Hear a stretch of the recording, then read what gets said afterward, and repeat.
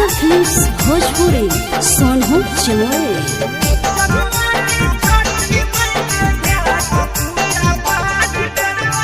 ओहे भोररिया जानू छठी माई के घाट पूजा पाठ करबै।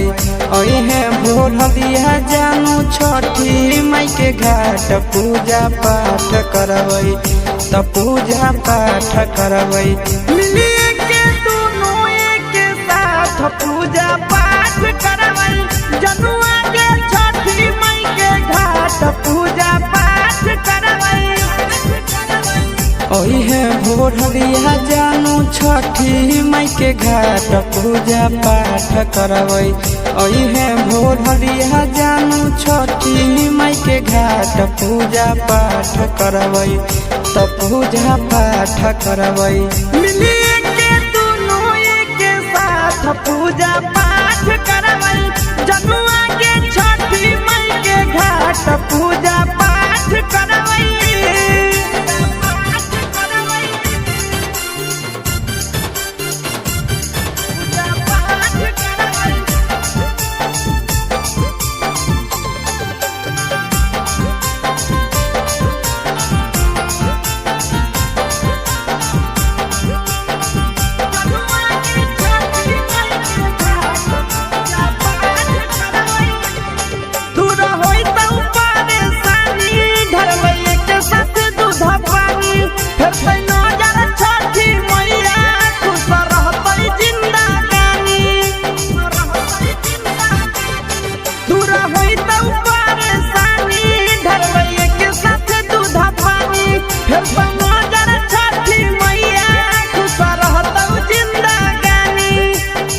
पहिला किरण के सोझा जोड़बै जानू हाथ पूजा पाठ करबै।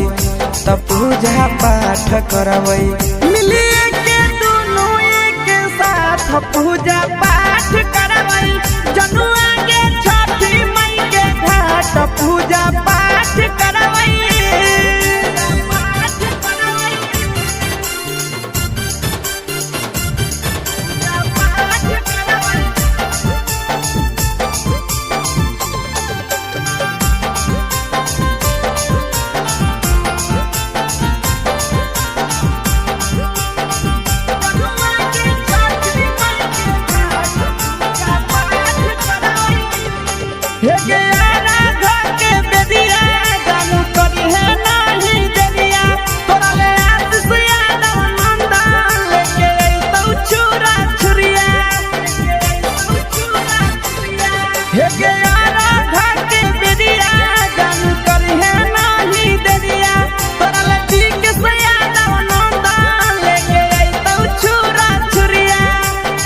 छठी मैया के सामने जानू झुकाई लेबै माथ पूजा पाठ करबै।